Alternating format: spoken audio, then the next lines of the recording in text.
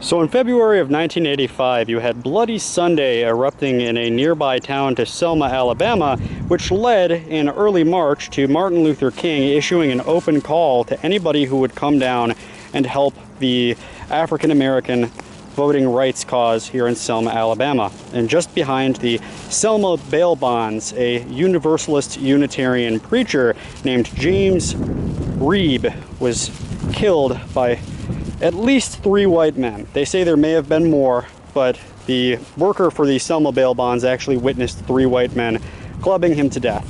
And he was in the presence of 2 other Universalist preachers. And what made this so heinous is that they had seen him helping other people. They had seen him taking part of this movement, and they killed him for it. And what's so sad is the sheriff was a real bastard.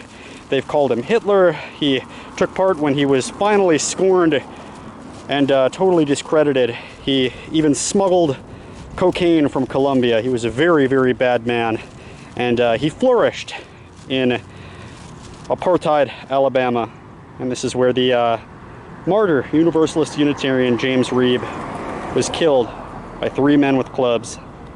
And something which is hinted at but not directly said in the plaque here next to the Selma bail bonds building where he was killed is the fact that he developed this massive brain fracture, and they brought him to a black hospital in Selma because they refused to treat people like James Reeb in regular hospitals or whites-only hospitals. And of course this happened in Anniston as well. Initially they refused to treat those people, saying that they only had black blood and that black blood would kill whites. So eventually they brought him up to Birmingham, but Birmingham was a good distance away from Montgomery, and if they would have just brought him to Montgomery, he might have actually survived. And nobody has ever been brought to justice for this. And it was right around here that he was killed. The bail bondsman actually saw it, so I believe he is still alive, or at least was, up until only a couple of years ago. And this town nowadays is kind of falling apart. It's one of those southern towns that time has just passed by. And we're here in the Live Oak Cemetery in Selma, Alabama to talk a little bit about the Confederacy and its relation to the Civil Rights Movement. A lot of people say that the South won the Civil War, not in the sense that they kept slavery, but they kept a firm grasp on power for generations. Now, the man buried here is General William J. Hardee. He put up pretty much the only effective resistance to Sherman's march to the sea, but after the war, he was immediately welcomed back into local politics and became a planter in rural Alabama. And because of this, the area around him was dominated by his political influence, and we got Selma about 100 years later in 1965 looking the way it did. And I really recommend watching Free State of Jones. It's a dramatization based on a true story of what I'm trying to say. After the war, all of these men like William J. Hardee, and even partisans and members of the Home Guard for the Confederacy who'd committed unspeakable crimes, all they had to do was put their hands on the Bible and say that they pledge loyalty to the United States.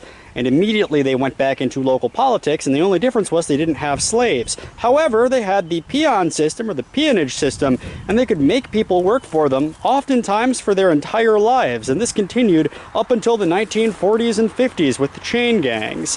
And it's pretty despicable, but it goes to show that the South, at least up until the Civil Rights era, won the Civil War.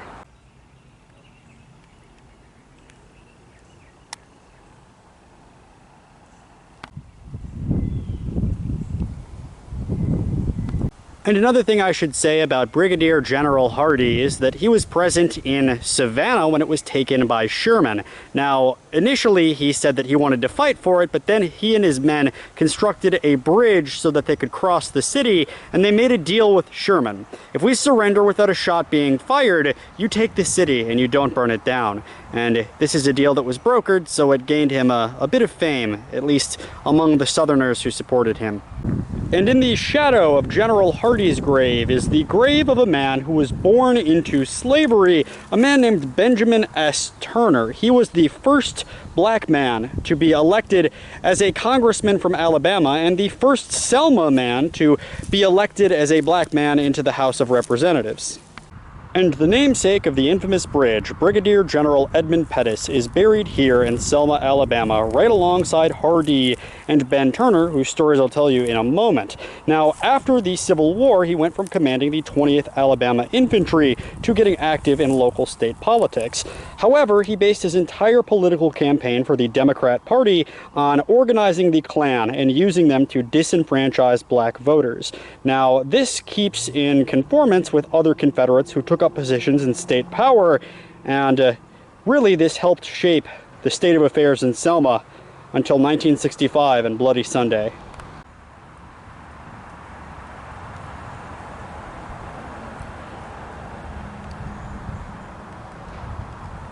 We've already seen the Edmund Pettus Bridge. Edmund Pettus was a general in the Confederate Army, and you'll often hear people say heritage, not hate, when it comes to monuments in the Deep South.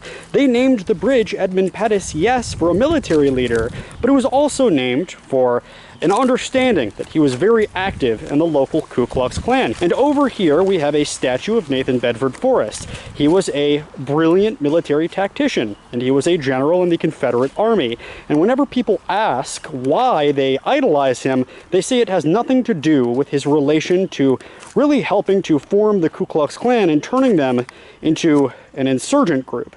Now, this monument was only built a few years ago, and it has nothing to do with his association or his status as a Grand Wizard of the Ku Klux Klan. It says, Defender of Selma, Wizard of the Saddle. And as you can see, this monument was erected not in the 1920s, as most Confederate monuments were, but in the year 2000. Very interesting. And right behind the Nathan Bedford Forrest monument are the graves of Confederate soldiers. Several lines of them, men from Selma, Alabama, who fought and died in the Civil War.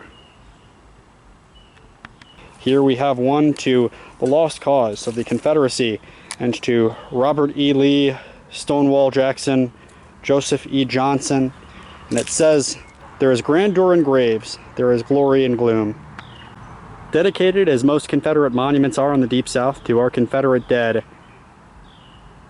and to Jefferson Davis, the President of the Confederacy.